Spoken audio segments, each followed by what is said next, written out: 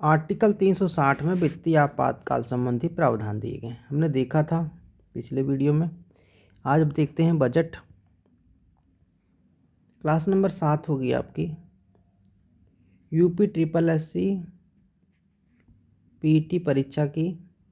ठीक है, पहला सब्जेक्ट पॉलिटी खत्म होने वाला है। एक चीज़ और ध्यान रखिए कि बचे हुए जो भी चैप्टर होंगे, जो भी क्वेश्चन होंगे, वो आपको कराए जाएंगे एक बार सारा सिलेबस कंपाइल होने के बाद, क्योंकि 80% सिलेबस ऐसे ही कंपाइल हो जाएगा और 20% हम जो एमसीक्यू से सॉल्व कर लेंगे, आपका पूरा हो जाएगा कंप्लीट। आगे देखते हैं, संविधान में बजट शब्द का कोई जिक्र नहीं है, बोलचाल की भाषा में बजट कहते हैं। आर्टिकल 112 में एनुअल फाइनेंशियल स्टेटमेंट कहा गया, वार्षिक वित्तीय विवरण, इसे ही बजट कहा गया। आम बजट में क्या शामिल है? 16 दस्तावेज होते हैं, इसमें बजट भाषण होता है। इसके अलावा हर एक मंत्रालय के खर्च के प्रस्ताव का विस्तृत ब्यौरा होता है। वित्त मंत्री जो बजट पेश करते हैं, बजट भाषण, वो 2 पार्ट में करते हैं, ए और बी में। ए में जो है हर सेक्टर के लिए आवंटन का मोटे तौर पर जिक्र होता है, नए सरकारी योजनाओं का ऐलान होता है और सरकार की जो पॉलिसी की प्रेफरेंस है, नीतिगत प्राथमिकताओं का पता चलता है। पार्ट बी में हमें पैसा कहाँ से जुटाना है, इसके लिए टैक्सेशन के प्रस्ताव होते हैं, टैक्स जो भी लगाए जाते हैं वो सारे होते हैं। संसद में अगर बजट पेश किया जाए उसके बाद क्या होता है? बजट भाषण के बाद पढ़े जाने के बाद में बजट उपाय पर एक आम चर्चा होती है। बहस में हिस्सा लेने वाले सदस्य बजट के प्रस्ताव और नीतियों पर चर्चा करते हैं।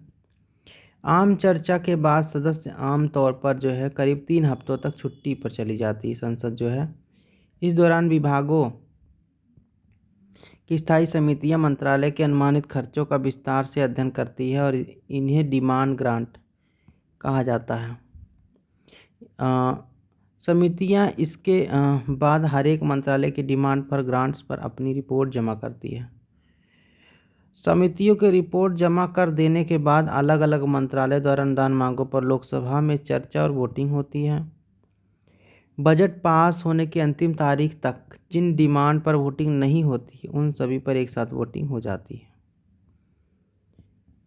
समितियां हर एक मंत्रालय की डिमांड फॉर ग्रांट पर रिपोर्ट जमा करती हैं और अनुदान मांगों को एप्रोप्रिएशन बिल में समाहित कर देती हैं।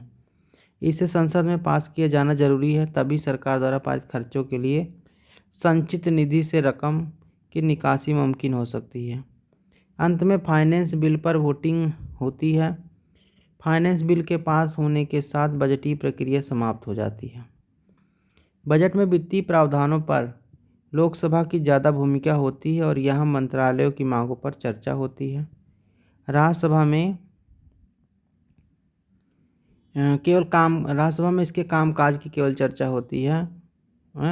बस कल्याणकारी राज्यों के भरने के साथ ही सरकारें वस्तुतः मानव जीवन के प्रत्येक क्षेत्र पर ध्यान दे रही हैं। उन्हें कानून और व्यवस्था बनाए रखने, आर्थिक सामाजिक बेहतरी हेतु योजनाओं के क्रियान्वयन के लिए अपने अपने क्षेत्रों की रक्षा के वास्ते विभिन्न प्रकार के कार्य करने होते हैं।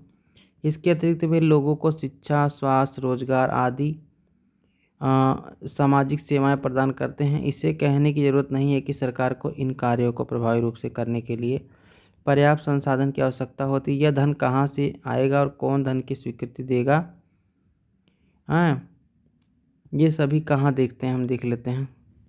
सरकार जो धन खर्चा करती है, धन की आवश्यकता होती है, वो जो धन मिले सरकार को प्रत्यक्ष या अप्रत्यक्ष रूप से पब्लिक की से ही मिलता है। जैसे सरकारी व्यय तो आवश्यक धनराशि देश के संसाधनों जैसे कि प्रत्यक्ष या अप्रत्यक्ष कर हो गए, अल्पावधि दोनों प्रकार की ऋण से जुटाई जाती है। भारत में राजस्व का मुख्य स्रोत सीमा शुल्क, उत्पाद शुल्क सहित व्यक्तियों और कंपनियों पर लगाया गया आयकर है। अभी राजस्व का शुल्क वर्तमान में ये नहीं है, वर्तमान में जीएसटी और कॉर्पोरेट टैक्स है प्लस इनकम टैक्स है।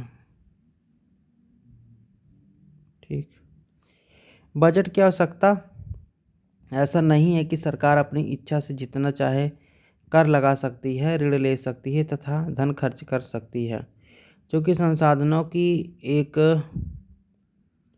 सीमा होती है। इसलिए विभिन्न सरकारी कार्यकलापों हेतु संसाधनों के आवंटन की, उचित बजटीय व्यवस्था की आवश्यकता पड़ती है।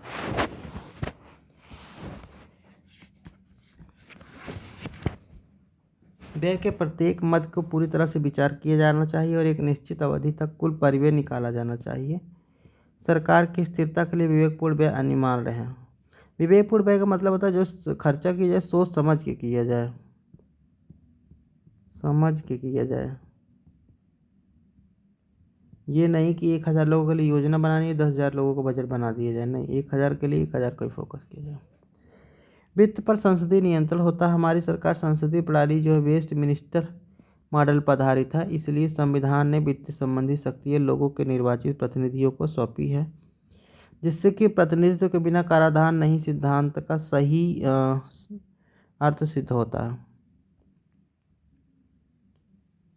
देखो, भारत के संविधान में कुछ ऐसे विशेष उपबंध हैं जिनमें इन सिद्धांतों का उल्लेख, उदाहरण के लिए अनुच्छेद 265, कोई कर विधि के प्राधिकार से या द्रव्यति से संग्रहित किया जा सकता है। और उसके बाद है विधायिका के प्राधिकार के बिना कोई व्यय खर्चा नहीं किया जा सकता, आर्टिकल 266 में दिया गया। कर 265 में राष्ट्रपति प्रत्येक वित्तीय वर्ष के संबंध में वार्षिक वित्तीय विवरण संसद के समक्ष प्रस्तुत करवाएगा, आर्टिकल 112। हमारे संविधान के ये अनुच्छेद हैं जो संसद के प्रति जवाबदेह बनाते हैं।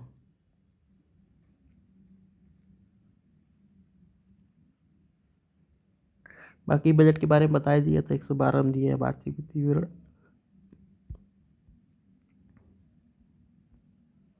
अनुदान की मांगे देख लेते हैं, डिमांड ऑफ ग्रांट्स।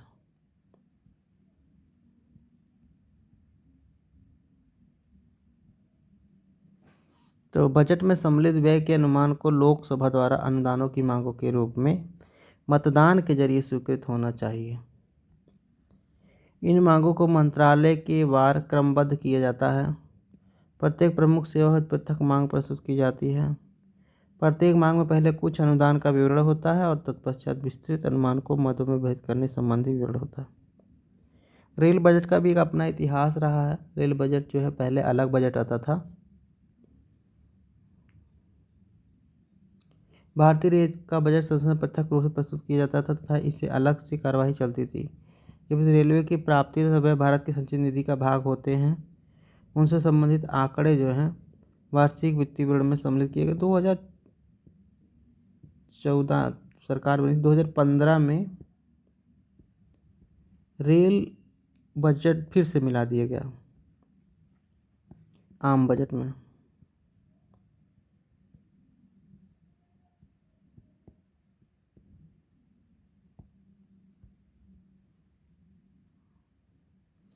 बजट कैसे प्रस्तुत होता है भाई साहब?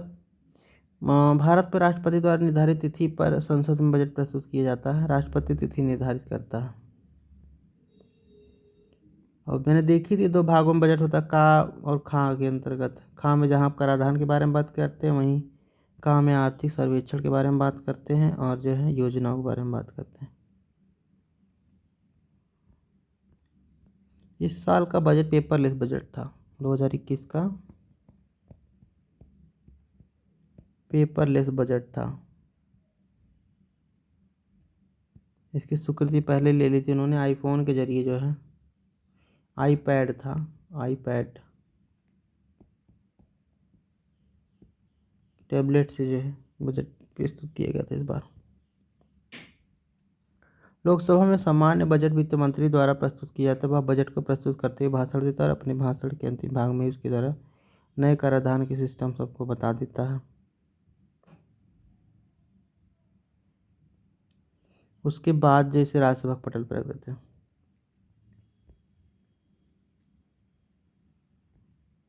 ये देख लीजिएगा आप, इसमें इतना इम्पोर्टेंट नहीं है कुछ भी। एक बार जानकारी के लिए पढ़ सकते हैं, बड़े एग्जाम में आता है, छोटे में तो आना ही नहीं इसमें से कुछ भी।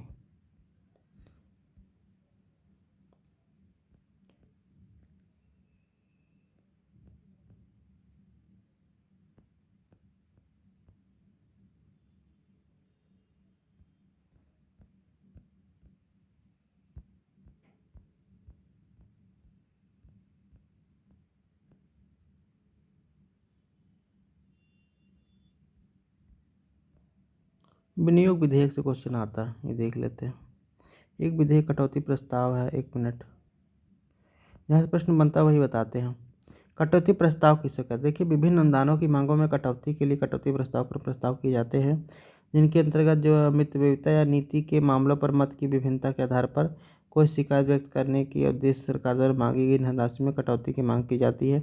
कई बार जो अपोजिट पार्टी होती हैं वो बजट में बनाए गए जो ग्रांट होते हैं उन ग्रांट पे जो है आपत्ति करती हैं, उसी के लिए कटौती प्रस्ताव आते हैं।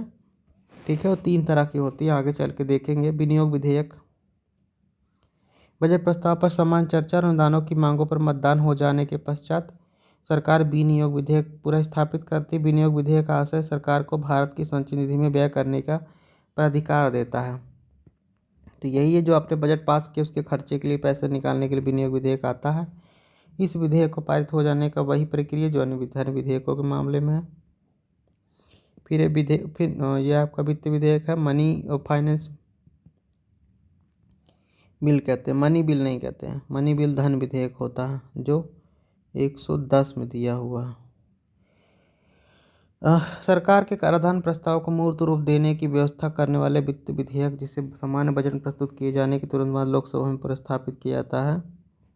और विनियोग विधेयक जो विनियोग होता है अप्रोप्रिएशन के बाद ये जो है आता है। ठीक है, वित्त विधेयक में जो है कराधान संबंधी उसके साथ विषय के संबंधित जो भी दिए होते हैं।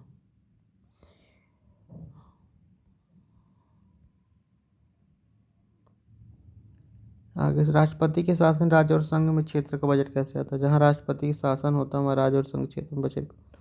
राष्ट्रपति के शासनाधीन राज्य का बजट लोकसभा में प्रस्तुत किया जाता है। केंद्र सरकार के बजट के संबंध में अपनाई गई प्रक्रिया ही राज्य के बजट के मामले में अध्यक्ष द्वारा आवश्यक परिवर्तन और हल्के परिवर्तनों के साथ अपनाई जाती है। राष्ट्रपति शासन लग जाएगा तो बजट भी होगा। 1924 से ही संसद में एक अलग रेल बजट प्रस्तुत किया जाता था। इस बार रेल बजट को आम बजट में मिला दिया गया। इस तरह आम बजट में से प्रस्ताव शामिल होंगे जो रेल बजट से अलग होते थे। कुछ अनुदान है, देख लेते हैं। अनुपूरक और अतिरिक्त अनुदान किसे कहते हैं? संसद द्वारा प्राधिकृत धनराशि की सीमा से अधिक कोई खर्चा संसद की स्वीकृति के बिना नहीं किया जा सकता। जब भी अतिरिक्त व्यय करने की आवश्यकता होती है तो संसद के पटल पर एक अनुपूरक अनुमान रखा जाता है। यदि एक वित्तीय वर्ष के दौरान किसी सेवा पर उस सेवा के लिए उस वर्ष हेतु स्वीकृति धनराशि अधिक धनराशि खर्च की गई है तो वित्तीय या रेल मंत्री अतिरिक्त अनुदानों की मांगें प्रस्तुत करते हैं और इसी के अतिरिक्त अनुदानों के संबंध में संसद में अपनाई जाने वाली प्रक्रिया लगभग वही है जो सामान्य बजट में शामिल किए गए अनुमानों के मामले में समझाई जाती है। ज़्यादा खर्चा हो जाता है सरकार फिर वो बाद में बजट पास करा के उसको बराबर करते हैं ना। अभी कुछ जो है महत्वपूर्ण शब्दावली है। तारांकित प्रश्न का उत्तर मौखिक रूप से सदन में दिया जाता है। अतारांकित प्रश्न का उत्तर लिखित रूप में सदन में दिया जाता है। ठीक है, 2 तरह के प्रश्न पूछे जाते हैं। अल्प सूचना वाले प्रश्न तीसरा हो गया, जन महत्व के अधिक प्रश्न पूछे जाते हैं। लोकसभा संबंधी शब्दावली है ये, लोकसभा व राज्यसभा शब्दावली है। 3 तरह का प्रश्न पूछे जाते हैं सांसदों से। फिर उसके बाद शून्यकाल, संसद में दोपहर 12 बजे से बाद का समय प्रश्नकाल के बाद का समय जो होता है शून्यकाल। श्वेत पत्र, राष्ट्रीय महत्व के मामलों को भारत सरकार द्वारा प्रस्तुत दस्तावेज श्वेत पत्र होता है, व्हाइट पेपर। अविश्वास प्रस्ताव, मंत्रिपरिषद के किसी सदस्य द्वारा संसदीय विशेषताओं के उल्लंघन में पेश किए जाने वाला अविश्वास प्रस्ताव होता है। ठीक है, स्थगन प्रस्ताव जो होता है वो सदन में विचार विमर्श के लिए अति आवश्यक है। न्यूनतम 50 सदस्यों की स्वीकृति आवश्यक है। अविश्वास प्रस्ताव होता है जब सरकार के विरुद्ध या सरकार के किसी मंत्री के विरुद्ध जो है अन्य मंत्री द्वारा प्रस्ताव पारित किया जाता है। लेखानुदान, जब समान आय व्यय प्रस्ताव से पूर्व सरकार को धन की आवश्यकता होती है, बजट पास होने से पहले धन अगर लेना है तो लेखानुदान वोटर अकाउंट कहा जाता है। अनुपूरक अनुदान पता ही किया था, अपर्याप्त राशि हो जाती है तो राष्ट्रपति द्वारा संसद में अनुपूरक संबंधी प्रस्ताव पेश कराया जाता है। 17वां संसद के सत्र को समाप्त करना 17वां कहलाता है या कार्य राष्ट्रपति द्वारा किया जाता है।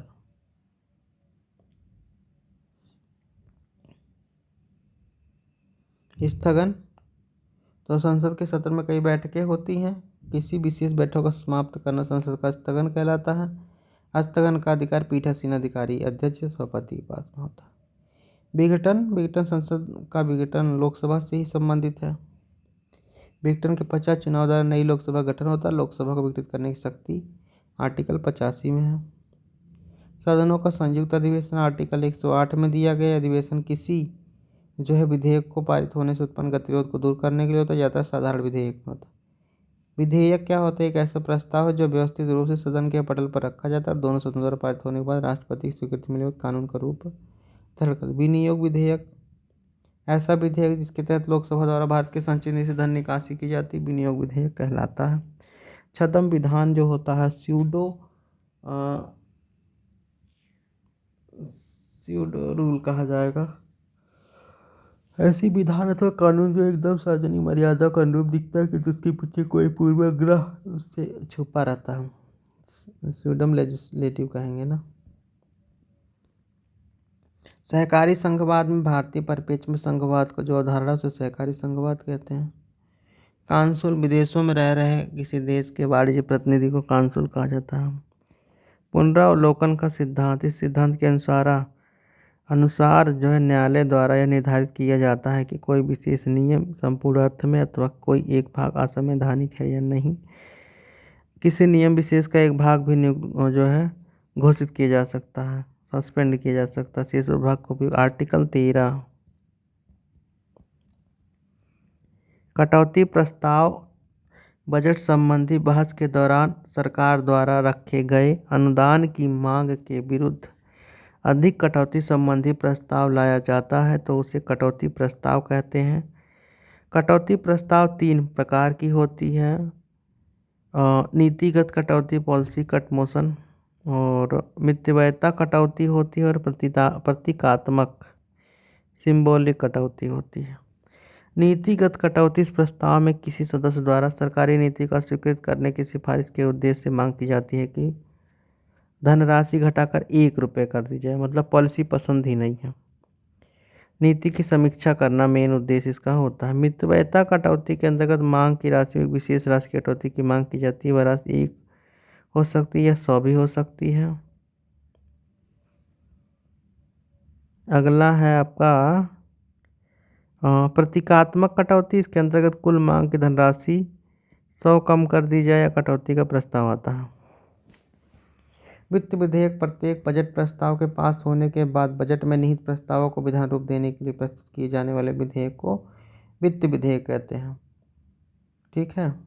फिर ये 2 प्रकार का होता है विधेयक, सिर्फ धन विधेयक के रूप में वर्णित है, जो राज्यसभा में प्रस्तुत नहीं किए जा सकते। साथ ही इनके प्रस्तुति के लिए राष्ट्रपति की अनुशंसा भी जरूरी होती है। ऐसे जिसके अंतर्गत भारत की संचित निधि से निधि संबंधी वे होते हैं जो समान विधेयक की तरह सदन में पारित किए जाते हैं। धन विधान अनुच्छेद 110 के अंतर्गत संसद के राजस्व एकत्रित करने अथवा अन्य प्रकार के संबंधित धन विधेयक होते हैं। विशेषताएं होनी चाहिए कि कर का आरोपण, उत्साधन, परिहार, बदलाव, विनियमन है। सरकार द्वारा धन उधार लेने का विनियमन है। भारत की संचित निधि से आकस्मिक निधि की अभिरक्षा या किसी निधि में धन डालना निकालना है। कोई विधेयक धन विधेयक है या नहीं, यह निर्णय लोकसभा अध्यक्ष करता है। अगर चाहे तो धन विधेयक घोषित करेगा तो नहीं। गिलोटीन कई बार आता है, लोग समझ नहीं पाते हैं। किसी विधेयक पर विचार विमर्श को शीघ्र समाप्त करने की प्रक्रिया को गिलोटीन कहते हैं। इस पर तभी कार्यवाही की जाती है जब सदन इसके लिए पहले से ही सहमत हो गया हो, यानी इसका उद्देश्य किसी विधेयक को जल्द से जल्द पारित कराना होता है और इसके लिए चर्चा पर महत्व नहीं दिया जाता है। ऑर्डिनेंस, राष्ट्रपति अथवा राज्यपाल द्वारा विधि निर्माण की प्रक्रिया जो तब अस्तित्व में आती है जब संसद अथवा विधानमंडल का सत्रावसान होता है अथवा निम्न सदन के विघटन के कारण विधि निर्माण की स्थिति नहीं हो सकती तो अध्यादेश पारित किया जाता है। अध्यादेश सदन अथवा विधानमंडल की बैठक से 6 सप्ताह के अंदर अनुमोदित नहीं किया जाए, अगर नई बैठक होती है स्वतः ही समाप्त हो जाता है या अस्थायी होता है, परंतु प्रकृत पूर्व विधान समान ही होता है। तो ऑर्डिनेंस जो जारी करने की शक्ति है, वो है 123 के अंतर्गत राष्ट्रपति को, 213 के अंतर्गत राज्यपाल को। और ये शक्तियाँ होती हैं जब हमारा राज्य का विधानमंडल या लोकसभा विघटन हो जाए या सत्र में ना रहे, उस समय कानून बनाने की दिक्कत होती है। तो ये राष्ट्रपति और राज्यपाल का अधिकार होता है कि वो अर्जेंट मुद्दों के लिए कानून बनाते हैं। यदि लोकसभा का गठन होता है और अगले 6 सप्ताह के अंदर इन इन पे चर्चा हो के इन्हें माना जाता है, तब ये तो कानून के रूप होते हैं। अगर इन्हें नहीं माना जाता है, अस्वीकृत किया जाता है 6 सप्ताह के अंदर, ये कानून नहीं होते हैं। ठीक है, एक तरह से कानून का ऑप्शन होता है कि कानून रुकना नहीं चाहिए, नियम रुकने नहीं चाहिए, सरकार आती जाती रहे, कोई फर्क नहीं पड़ता। यही है एक मेन मकसद अध्यादेश जारी करने की शक्ति का, 1935 के एक्ट में दिया हुआ था। परिप्रेक्ष्य विधायी प्रस्ताव पर जनता का मत लिए जाने की पद्धति। इसके अनुसार यह आवश्यक होता है कि विधानमंडलों द्वारा पारित विधेयक को अंतिम रूप से तभी स्वीकार किया जाए जब निर्वाचन द्वारा उसके पक्ष में मत प्राप्त हो जाए। शक्ति का पृथक्करण राज्य के 3 अंगों के कार्यपालिका, व्यवस्थापिका और न्यायपालिका को प्रदत्त स्वतंत्रता के सिद्धांत शक्तियों का पृथक्करण कहलाता है। और सस्पेंडिव जो होता है सस्पेंसिव वीटो, निलंबनकारी वीटो, जब कोई कार्यपालिका वीटो इस प्रकार होता है कि विधानमंडल का सामान्य बहुमत कर सकता है, उसे निलंबनकारी वीटो कहते हैं। एकात्मक राज्य व्यवस्था ऐसी राजनीतिक व्यवस्था जिसमें सत्ता का केंद्रीकरण महासंघ में होता है। राज्य द्वारा किसी अधिकार का प्रयोग तभी किया जाता है जबकि उसे संघ की ओर से ऐसा करने की छूट मिलती है। फ्रांस और जापान में एकात्मक राज्य व्यवस्था है। संघात्मक ऐसी व्यवस्था होती है इसमें सत्ता का भी केंद्रीकरण होता है। दूसरे शब्दों में ऐसी व्यवस्था काफी हद तक केंद्र और राज्यों के मध्य कार्यों का बंटवारा स्पष्ट होता है और राज्यों को काफ़ी स्वतंत्रता मिली होती है, जैसे भारत, अमेरिका यहाँ पे है। ठीक है, तो ये चीज़ें मैंने पहले बताई थी, एकात्मक या फिर संघात्मक, प्रेसिडेंशियल गवर्नमेंट और ये वीटोज होते हैं इनके बारे में, इसीलिए ज़्यादा मैंने इस यहाँ पे बताया नहीं आपको। साधारण विधेयक और संविधान संशोधन विधेयक में जो होता है अंतर देखो किस अनुच्छेद में है, तो साधारण विधेयक के बारे में कहीं नहीं दिया गया है। संविधान संशोधन 368 में है। राष्ट्रपति के पूर्ण साधारण विधेयक में नहीं होती, इसे सरकारी और गैर सरकारी सदस्य दोनों ही ला सकते हैं। सरकारी और गैर सरकारी। सरकारी सदस्य किसे कहा जाएगा, जो मंत्री होंगे, मंत्री परिषद के सदस्य होंगे। गैर सरकारी होंगे जो मंत्री परिषद में, मतलब जब बाहर के सदस्य, कैबिनेट के बाहर के सदस्य जो होंगे वो होंगे। ठीक है, गैर सरकारी सदस्य जिन्हें कोई मंत्रालय नहीं मिला हुआ है। और उसके बाद फिर किस सदन में पेश किया जाता है, ये कहीं भी पेश कर सकते हैं, साधारण विधेयक किसी भी सदन में होगा। साधारण बहुमत से पास भी हो जाता है। विशेष बहुमत लगता है संघातों ढाका जुड़े विधेयक में विशेष बहुमत सदस्य राज्यों की बहुमत सहमति भी होती है। उच्च सदन की शक्ति बराबर होती है, लेकिन संयुक्त अधिवेशन राज्यसभा कमजोर पड़ जाती। दोनों सदनों में अलग अलग पारित होना आवश्यक है। कौन सा, संविधान संशोधन विधेयक। राष्ट्रपति के पास कई सारे विकल्प होते हैं, खारिज कर सकता, नहीं कर सकता, पॉकेट वीटो, तमाम चीज़ें दी हुई हैं, लेकिन 368 में ऐसा नहीं है। संयुक्त बैठक साधारण विधेयक में होती है और आपकी इसमें नहीं होती है। किसमें नहीं होती, संविधान संशोधन विधेयक में नहीं होती। अगला हो गया धन विधेयक और वित्त विधेयक में अंतर। वित्त विधेयक एक प्रकार, दो प्रकार के होते हैं, जो कि आर्टिकल 117(1) और 17(3) में दिए हुए हैं। ठीक है, धन विधेयक अनुच्छेद 110 में दिया गया है। राष्ट्रीय की पूर्व अनुमति की आवश्यकता धन विधेयक, राष्ट्रपति की पूर्व अनुमति की जो है होती है धन विधेयक में, इनमें नहीं होगी, दोनों में। लोकसभा अध्यक्ष इसे निर्धारण करेगा। और वित्त विधेयक जो होते हैं और धन विधेयक दोनों लोकसभा में आते हैं, जो दूसरा वाला वो नहीं आता। साधारण बहुमत से ही पारित हो जाता है। उच्च सदन की शक्ति लोक जो है कहीं बराबर नहीं होती है, जो है उसमें आपके धन विधेयक में, बाकी दोनों में होती है, लेकिन लोकसभा मजबूत होता है। राष्ट्रपति के विकल्प पुनर्विचार नहीं कर सकता क्योंकि उसकी अनुमति से ही होता है और अनुमति देने के लिए बात ही होता है। और इसी के साथ में दोस्तों ये आपकी पॉलिटी का सेक्शन तो हो गया ख़त्म। ठीक है, पॉलिटी का 80% सिलेबस आपका कंप्लीट हो चुका है। ठीक है, कंप्लीट बाय मी, आपको बताता हूँ मैं। इसके अलावा जो है क्वालिटी के 5 क्वेश्चन में से 4 तो इसमें से आ ही जाएंगे, ठीक है, ख़त्म, 4 आ जाएंगे। क्वेश्चन के माध्यम से एक क्वेश्चन के लिए हम क्वेश्चन जब करवाएंगे उससे कंप्लीट हो जाएगा, मतलब कि 5 के 5 कंप्लीट हो जाएंगे 100%। और अगर कोई छूटा होगा आप कमेंट कर सकते हैं और मैं कंप्लीट कराऊंगा। अगला सब्जेक्ट हम लेंगे साइंस। साइंस के क्वेश्चन फिक्स होते हैं, जनरल साइंस के क्वेश्चन इजी भी होते हैं, फिक्स भी होते हैं। इसे भी इसी तरह से हम कंप्लीट करेंगे। और जहाँ नहीं समझ में आया आप बोल सकते हैं। नोट्स के लिए टेलीग्राम में सक्सेस पाथ ऑनलाइन लिखिए। सक्सेस पाथ ऑनलाइन लिए, जैसे यूट्यूब का लोगो है वैसे इसका भी लोगो आपको उसमें दिखाई देगा और वहाँ ज्वाइन कर सकते हैं। वहाँ आपको नोट्स मिल जाएंगे और आपकी तैयारी को बेहतर बनाने के लिए हमने और नए नए इनिशिएटिव लेने हैं। तो अपना पार्टिसिपेशन दिखाते रहिए और तैयारी को बेहतर बनाते रहिए। जय हिंद, जय भारत। फिर मिलेंगे अगले वीडियो में।